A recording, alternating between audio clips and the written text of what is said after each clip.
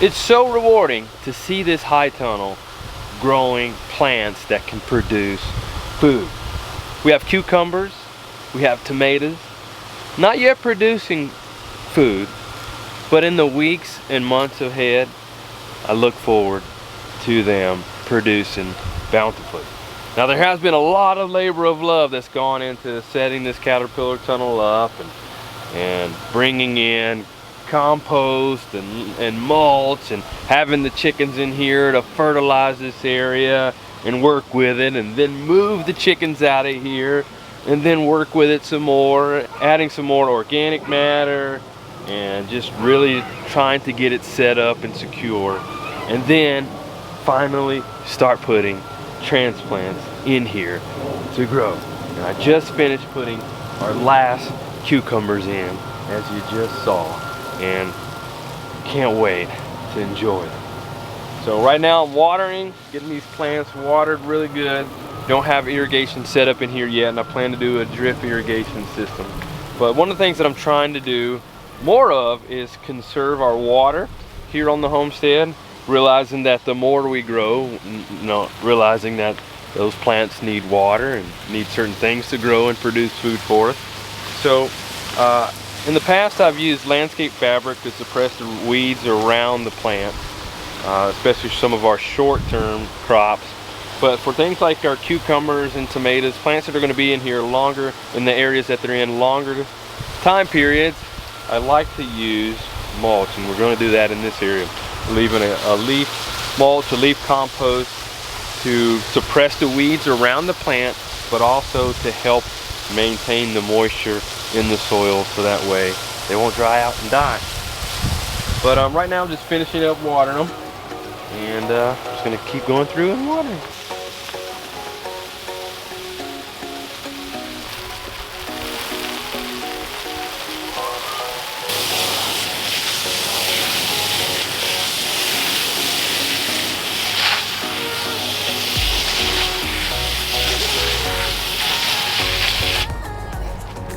As my tomato plants mature more, I really try to avoid watering the leaves, because keeping too much moisture on the leaves combined with the humidity like we have here just creates an environment for them to develop diseases. So watering just around the base of the plant, trying to not just saturate the leaves, and then eventually we'll get our drip irrigation set up beside the tomato plants, so that way it'll water it directly from the soil and not hitting the leaves.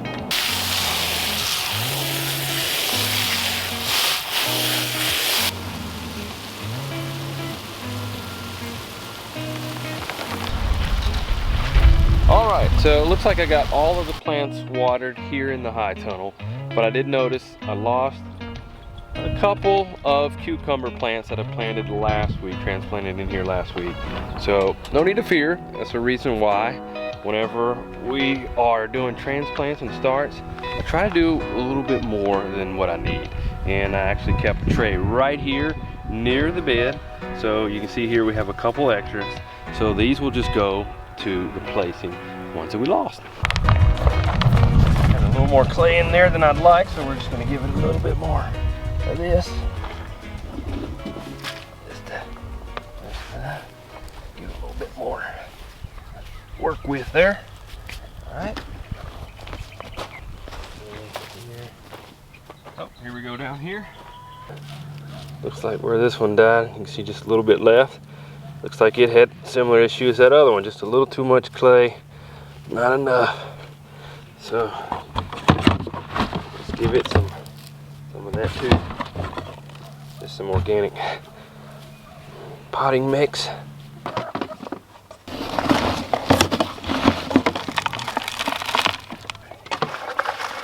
Another one here, another replacement. Put your substitution in here, your substitution.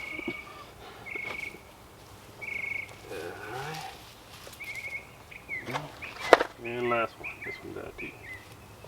Alrighty, like same issue there. That's perfect, because that's that one I have left. Then that substitution for number 47. Substitution. There you go. All right, we'll put our tray back here. I usually will water the bottom tray, especially if it's outside, so that way they can water from below, that way their roots can get it. This one's been watered pretty good, so I'm just gonna set it like this, and then when it needs some, oops, actually like that, and then when it needs some water, I'll just turn it and put it in. But here's the tray that we were transplanting earlier, and I didn't have it setting in the water, and just watered it from above, so you can see it's kind of dried out. So we're gonna fill up the bottom of that so that way it can get watered.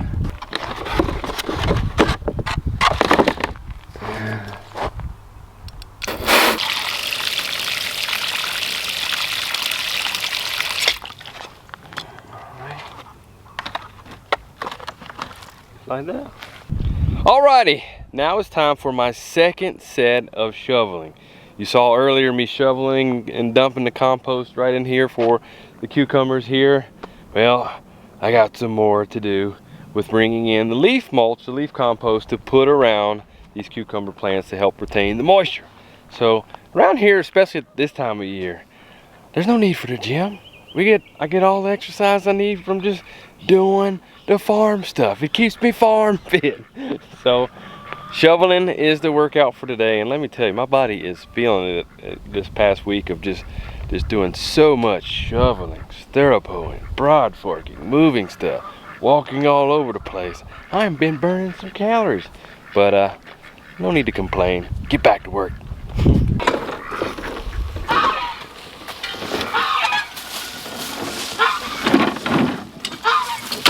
And speaking of complaining, I do want to mention something about that. Last week's video, I talked about complaining, how we strive not to complain around here. However, in that video, I did fail to mention, just assuming that people knew, what complaining is and what it is not.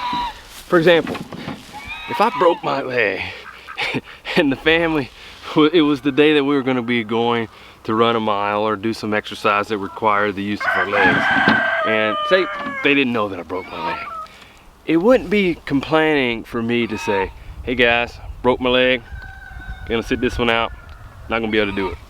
That's not complaining.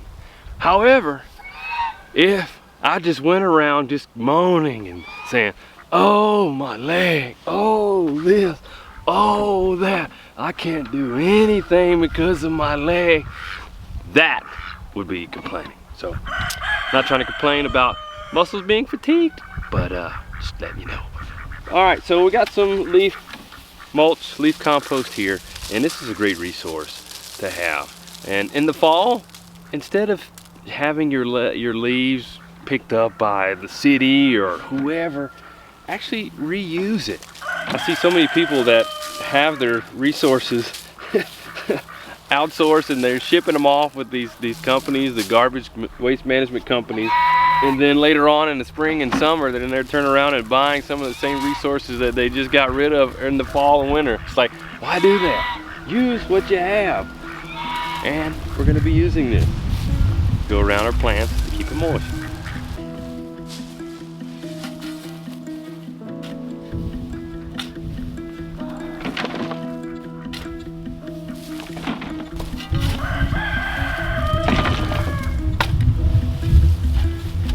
Let me show you something right here too. So we haven't had rain in I don't know how many days. It's been actually a couple weeks now. And right here on top is dry. If I stick my hand in here under this, it's really nice and moist. Maintains the moisture. So that's what it does with the plants as well. And that's what a forest does.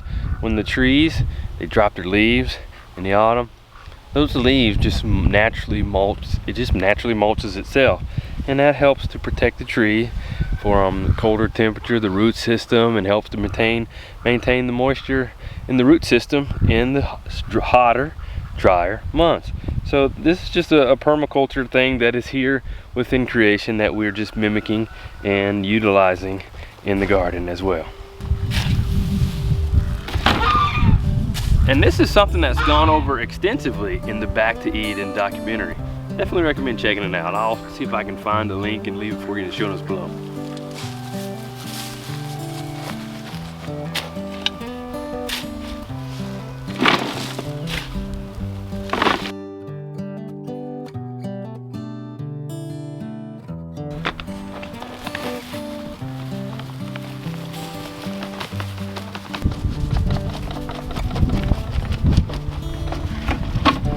Now it's time to move on and do some of the squash. These are ones that I transplanted last week. These are some that I transplanted, some this morning, some yesterday. So as you can see, I'm not sure if you can see from there, whoop, they need some leaf mulch on it as well. I also want to mention, you're not limited to just using leaves for mulching. You can also use grass clippings. However, make sure that they don't have seeds on them, or the grass didn't go to seed, because then you would just be sowing grass seed and random seed in areas you probably don't want them to grow. You could also use straw and even wood chips. Aged wood chips is the best way to go, and you can even use a mixture of things. So just some ideas to help keep some moisture on your plants without you having to water so much.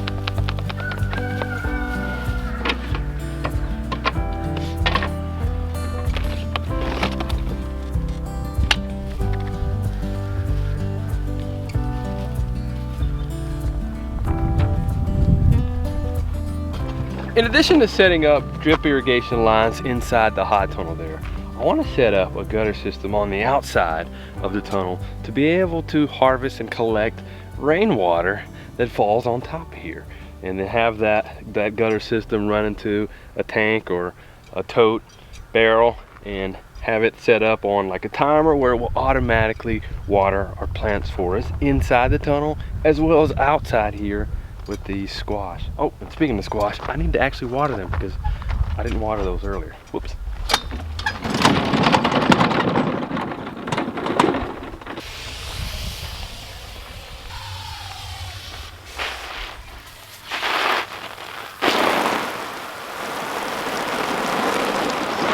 All right, I guess all the talk about water's got me thirsty. Actually, I needed to take a break anyways from all the sets of shoveling. Sometimes thinking of water reminds me back to when I was doing bodybuilding, and I used to drink 1 gallon to 1.5 gallons of water every day. Oh man, I don't drink that much water now. However, I should drink a little bit more than I do, but that was a lot of water. That is a lot of water. Well, it's warming up outside, and the temperatures here lately were like in the 80s, and then it dropped to like upper 60s and 70s. So I think we're going to be in the close to that range again, just maybe right below 70, but it's been rather nice. I like it when it's ideally somewhere around 40 to low, 70, 75 the high. Those are like excellent, perfect days. That's just what I think is perfect, especially for working outside. Let me know what is like the perfect temperature for you as far as the low and the high for that day. Well, back outside we go. Oh, and speaking of mulch, something I've been wanting to do for some time now is create our own wood chips, our own wood shredded mulch from the branches and different things that we have here around our mostly wooded homestead here. And we finally been able to get a chipper, and this one's from DR Power, and I look forward to using this pretty soon. Not going to be using it today, but I'm going to bust it out pretty soon. And it's actually came in 2 boxes, so I thought it was just going to be 1, but it's 2 here, but super excited.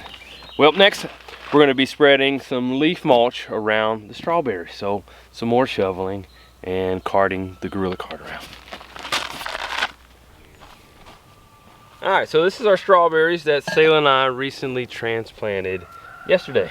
Some of them look a little sad, but adding the leaf mulch on here will just help them out, help retain moisture here for them, as well as to help them to acclimate to this transplanting process, the stress that we put them through.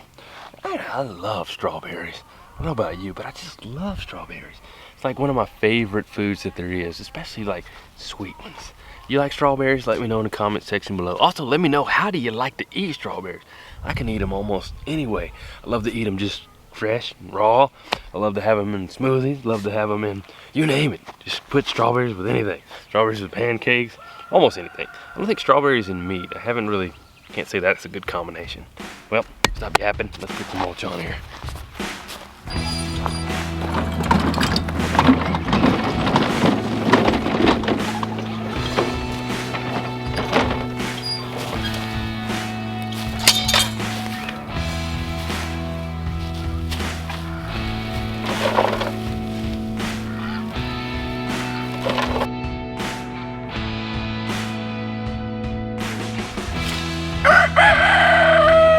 Whenever I'm over here shoveling, the chickens are always interested in, hey, what are you doing over there? And then I toss them some and they're like, oh, what's in there? What's in there? Watch this.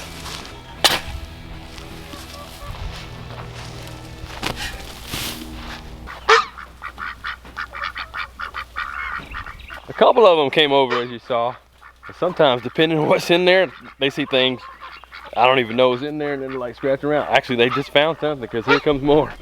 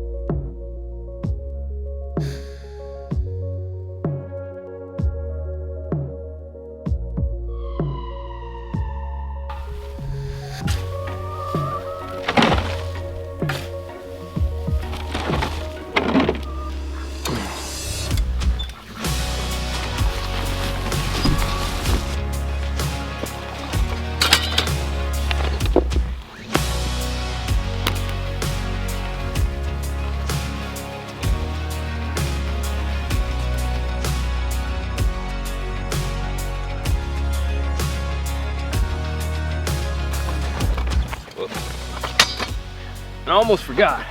Sayla's onion right here. She planted this one all by herself, and man, does it look good. And she'd get mad at me if I didn't put some mulch around that one.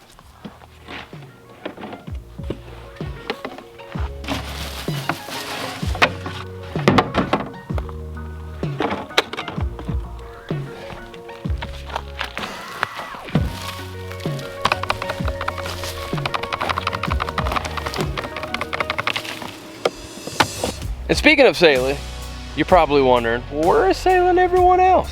Well, Lacie took Sayla to her piano lessons, and the boys tagged along. And piano is something that Sayla took interest in a little over a year and a half ago, something like that. And I've encouraged her that when she had that interest to pursue it. We don't push our children and to pursue extracurricular activities that we're interested in. We want them to find what things that they're interested in and then put their heart into what they're doing and try to excel in it. Not to be obsessed with it to where it's like an idol or anything, but to really put their heart into whatever it is that they're doing and excel in it and do well. We all need to be doing that and looking at areas as we're achieve success in some things and then go to something else and try to work on mastery of or improvement in that area. We need to be constant learners and constant doers of different things. And you saw my personal trainer shirt that I had on earlier. That was actually one of my shirts from back when I used to be a personal trainer. And one of the goals as a personal trainer is to kind of push your clients to help bring out the best in them and push them to do things that they probably wouldn't do themselves without you. And as I and Lacie are our children's most invested personal trainers right now, we try to do that with our kids, and I try to keep the same thing in mind with myself. So I'm constantly improving in various things, like the shofar, this new thing that I picked up on, and want to try to excel and get good at doing that. So yeah, so there we go. Alrighty, with that, I think I'm going to call it a wraps, because I have an appointment that I have to be at, which is why the boys went with Lacie and Sayla. It's actually a massage appointment. Every now and then I try to get massage just as a part of self-care and taking care of my body so that I can still function and do the things that I need to do, especially after a day like today and with all the shoveling that I had to do and other things that I had to do earlier this week. So here at the end of the week, it's nice to have something where I can just help my body heal. And one of the things that I often say is, for the homestead to be healthy, the homesteader needs to be healthy. Because without a healthy homesteader, there's no one around to take care of the homestead to make it healthy. That's just something to think about, guys. And what are some of the things that you guys do as a part of self-care? I'd like to know that, because it's very important that we take care of our bodies so that way we can serve our families, serve our community, serve our animals, and serve the land and taking care of everything that we need to do. Well, see you next time.